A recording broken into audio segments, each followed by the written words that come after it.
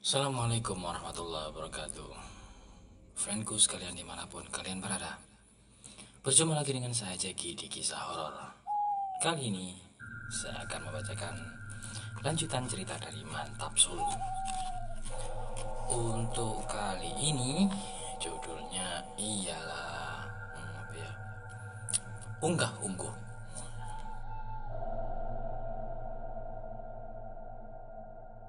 Jadi kalau di Jawa itu namanya unggah ungguh, kalau di bahasa Indonesia kan itu sopan santun ya, sikap yang baik baik kepada orang yang lebih tua atau baik kepada yang lebih muda dan kepada yang sepantaran. Oke, langsung saja tanpa panjang lebar. Selamat mendengarkan.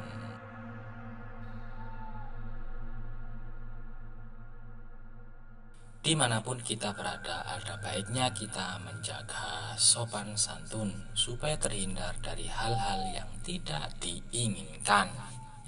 Setiap tempat punya tata cara sendiri dalam hal kesopanan, termasuk juga tempat-tempat keramat. Pesarian, tahu pesarian? Ya namanya pesarian ya tempat orang sare, tempat orang istirahat.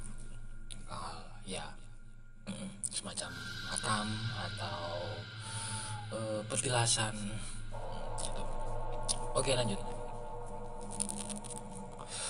cerita yang pertama.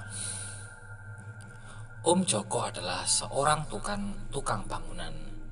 Beliau bekerja di berbagai jenis proyek yang besar maupun yang bersifat perseorangan.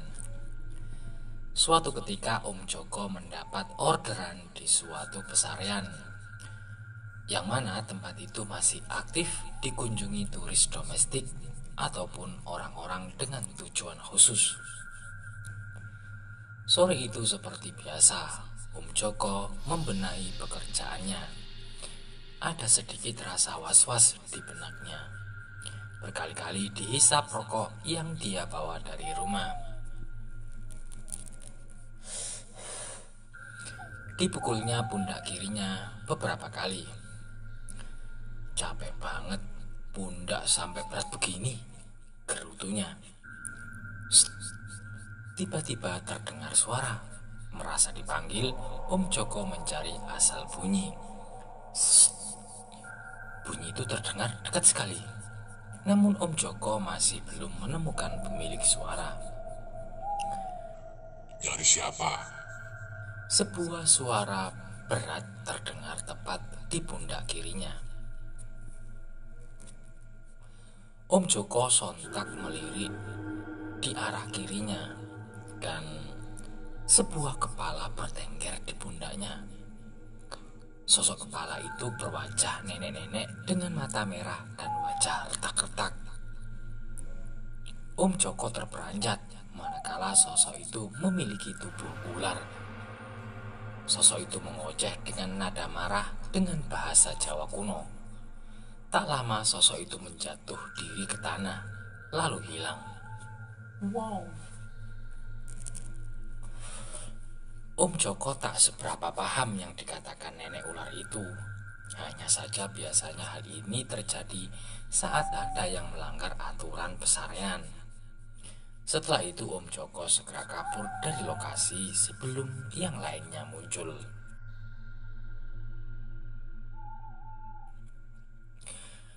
Lain ladang, lain belalang, lain lubuk, lain ikannya. Perbedaan antara tempat umum dan tempat keramat memang sudah diketahui masyarakat yang kental akan unsur budaya. Di antaranya ada yang tak seberapa ketat peraturannya, ada pula yang ekstrim. Nah, ini ceritanya. Doni saat itu tengah berduka. Dia baru saja terkena PHK dari kantornya. Suara apa itu? Tekanan hidup membuatnya ingin refreshing sekaligus mencari pencerahan.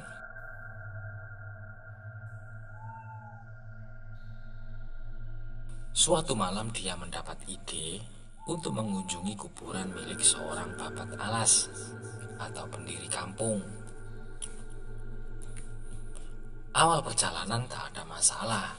Hingga sekitar 100 meter dari lokasi, tiba-tiba peci Doni seperti ditekan. Saat dilihat, ada tangan yang menekan pecinya.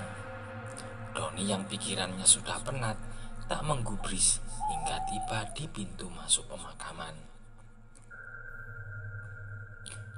Doni langsung menuju pusara dan memanjatkan doa. Di tengah kekusukannya, dia melihat ada orang berbaju putih memasuki area wudhu.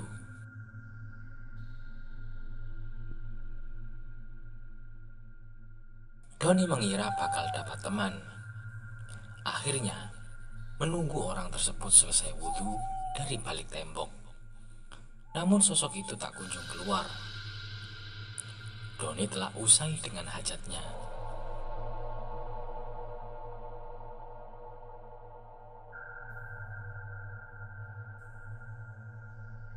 Tiba-tiba dia dibarengi seekor kalong. Kalong itu kelelawar ya, kelelawar tapi yang besar, yang panjang rentangnya sekitar 1,5 meter. Dawa nih. Besok malamnya Doni kembali ke lokasi dan masih dengan tangan iseng tersebut. Saat tiba di lokasi, dia langsung mengambil wudhu dan menuju pusara.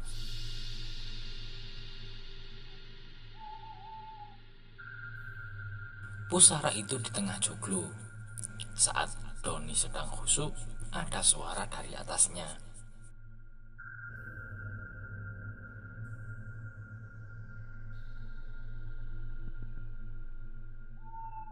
Doni pun menengok, mendapati sosok berjalan merangkak di langit-langit joglo seperti laba-laba.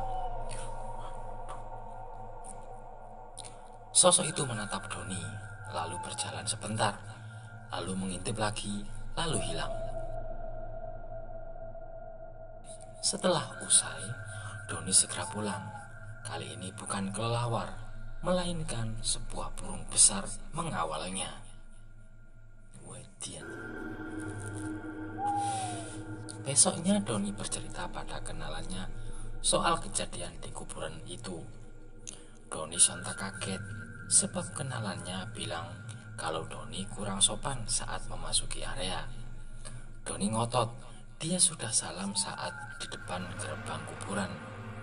Teman Doni bilang, 100 meter sebelum gerbang ada saluran air kecil yang menjadi batas antara kampung dengan kuburan. Doni melongo.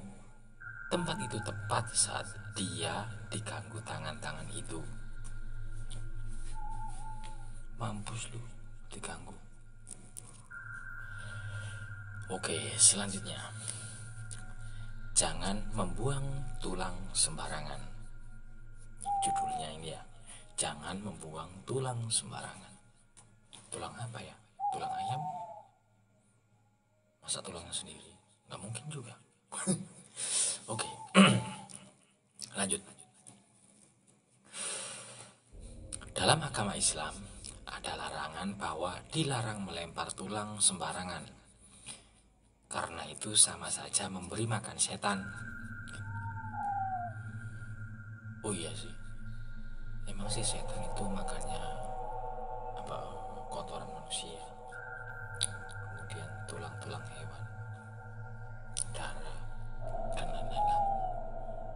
Terlepas dari hal tersebut, memang buruk bagi kebersihan lingkungan juga. Waktu itu ada acara khitanan massal. Para orang tua sedang sibuk mengadakan hajatan. Begitu juga penghuni kosan Buce. Ya, kosan di Tanah Angker. Keterbatasan ruang membuat orang tua salah seorang anak meminjam rumah anak Buce yang berada di paling belakang gang. Menu hari itu soto ayam. Acara berlangsung meriah. Bahkan soto pun ludes, hanya menyisakan tulang belulang ayam. Ya, siapa juga yang makan tulang? Kamar mandi rumah anak Buce itu jarang dipakai, dan di sebelahnya ada ruang longgar tanpa sekat yang niatnya akan dipakai sebagai dapur. Lalu ibu itu menaruh sisa tulang di sana. Saat malam hari saatnya beres-beres, ibu anak itu berniat mengambil tulang yang ditaruhnya di dekat kamar mandi rumah anak Buce. Saat ibu itu hendak masuk, terdengar bunyi gaduh di balik pintu ruang tengah, pemisah antara ruang tengah dengan kamar mandi dan ruangan terbuka itu. Ibu itu penasaran dan mengintip dengan membuka sedikit pintu. Sontak ibu itu kaget. Sosok hitam besar berjongkok dan mengendus tulang-tulang itu. Sosok yang biasa disebut genderuwo itu tak sadar jika dilihati dan fokus pada tujuannya. Ibu itu langsung kabur ke depan dan baru mengambil besok paginya.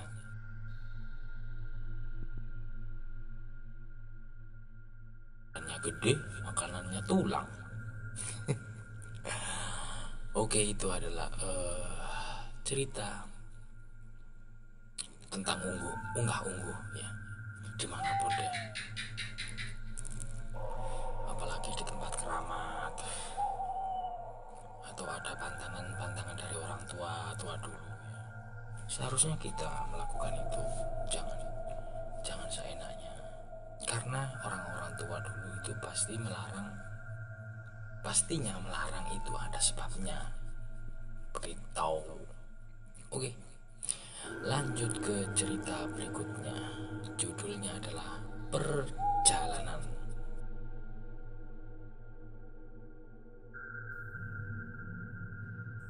Seringkali kita harus melalui sebuah perjalanan, baik dekat maupun jauh.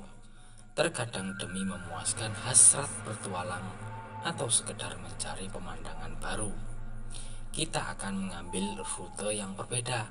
Nah, kisah kali ini adalah tentang kejadian dikala melakukan perjalanan. Sepulang kerja, Toto hendak mengunjungi desa istrinya di daerah Ponorogo. Toto berangkat sendirian karena istri dan anaknya sudah berangkat duluan. Toto mengambil bis jurusan ke Madiun. Lalu niatnya hendak oper angkot yang jurusan Madiun Ponorogo. Sesampainya di terminal, Toto menunggu agak lama karena memang sangat malam. Saat itu Toto melihat ada dua bus. Yang satunya baru datang sesaat setelah yang satunya pergi.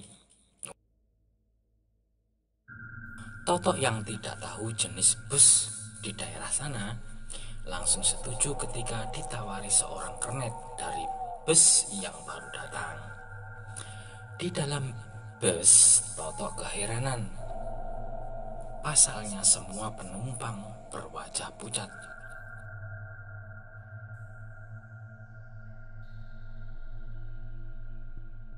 Tapi dia tak ambil pusing.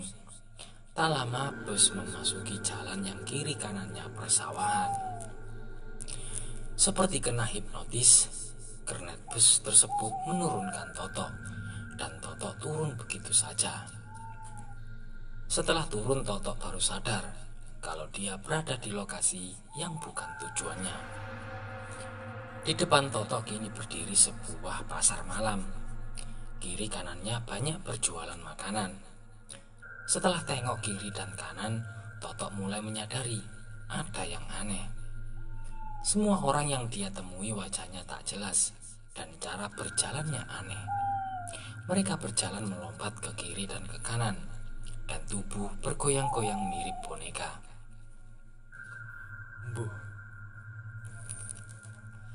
Apa ini namanya pasar setan ya? Lanjut. Cari apa, Pak? Sebuah suara mengagetkan Toto. Enggak, itu kok jalannya pada aneh ya? ujar Toto gugup. Kalau mau cari makanan, ini saya jualan. Enak lho, Pak. Ujar seseorang yang wajahnya tak jelas itu. Bahkan yang disajikan mirip makanan namun tak jelas. Enggak, makasih, saya mau lihat-lihat dulu, ujar Toto sambil berusaha menyembunyikan rasa curiganya. Toto mengamati orang yang berjalan bergoyang-goyang itu. Ada yang cepat dan ada yang masih bisa terlihat mata. Toto mengamati mereka hingga mereka menuju lokasi yang gelap dan hilang di sana. Toto sudah merasa ada yang aneh. Segera dia mencari jalan keluar, yaitu posisi dia turun dari bus tadi.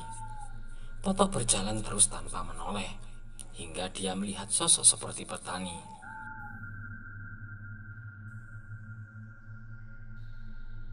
Was-was Toto pun mendekati. Tiba-tiba sosok itu menyapa. Loh Pak, dari mana dan mau kemana? Kok malam-malam begini ada di sawah? Tanya petani itu. Iya nih Pak, saya diturunkan sama bus tadi di pasar malam. Hah? Pasar malam? Di mana? Bisa. Nah, Toto menoleh sambil menunjuk ke arah hamparan sawah yang luas. Tidak ada lampu, tidak ada pasar malam, hanya gelap. Karena kasihan, petani tersebut mengajak Toto ke rumahnya. Dan di sana dia menceritakan soal pasar malam tersebut. Tak ada yang tahu soal bus, tapi banyak yang bilang kalau di tempat itu memang sering ada bazar setan. Wow. Toto pun pergi ke Ponorogo dengan selamat. Tapi kalau dia ingin mudik lagi, dia bakalan berangkat pagi.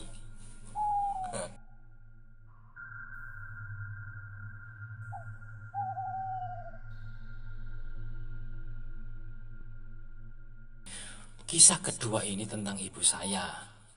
Dulu, rute ke tempat pabrik ibu berada harus melewati persawahan dan beberapa pemakaman. Suatu ketika ibu pulang dari kerja sekitar jam 10 malam. Ibu melewati areal persawahan yang mana di ujungnya terdapat kuburan kuno sebagai pembatas dengan pemukiman warga. Saat itu ibu melaju dengan kecepatan sedang. Tiba-tiba di depan gerbang kuburan berdiri seorang wanita yang menggandeng anak kecil. Ibu menepi ke kanan karena lokasi kuburan ada di sebelah kiri jalan. Alih-alih menghindari menyerempet, dua sosok itu tiba-tiba sudah ada di depan ibu. Woi! Sontak ibu banting setir dan masuk kuburan. Saat di dalam kuburan ya, ibu dibikin panik lantaran kuburan yang hanya punya gapura tempat tembok itu kini malah penuh tertutup tembok. Loh. Ya gerbangnya kemana? Lanjut. Awalnya ibu berusaha tenang, tapi lambat laun ibu mulai panik. Tiba-tiba ada sebuah cahaya dari arah sampingnya. Cahaya itu berhenti beberapa meter di dekat ibu. Siapa tuh? Kata cahaya yang ternyata adalah lampu motor. Mas, tolong mas. Ibu saya melambaikan tangan. Oh alah mbak, sampean kenapa bisa di situ? Ujar pemuda yang menaiki motor tersebut. Ibu menceritakan kejadian yang barusan dialaminya. Pemuda setengah mabuk itu kemudian mengangkat motor ibu dan membawa ke bahu jalan. Mbak, lain kali kalau lewat sini ajak teman. Di sini angker mbak, ujarnya dengan mulut bau miras dan setengah teler. Setelah motor ibu nyala, pemuda itu segera pamit dan pergi. Besoknya bapak yang menjemput ibu, tetapi melewati rute yang sama. Tidak ada kejadian di sana, tapi bapak mengambil kesalahan dengan melewati rute alternatif. Di daerah itu terdapat kebun jambu. Di belakang kebun itu terdapat kuburan. Saat melewati kebun jambu, ibu melihat orang berjalan. Orang itu berjalan dengan lututnya, sedang kakinya bersila. Wah, gimana bayanginnya ya? Bapak mencoba melihat wajah orang itu, namun tidak terlihat. Jelas tidak kelihatan, karena kepalanya berada di tempat yang tidak seharusnya, yaitu ditenteng di tangan. Iya, sangar dong. Sambil cuek, orang itu berjalan dengan lutut sambil mengayunkan kepalanya ke kiri dan ke kanan. Setelah itu, ibu kapok lewat jalan tersebut. Tamat. Wadah.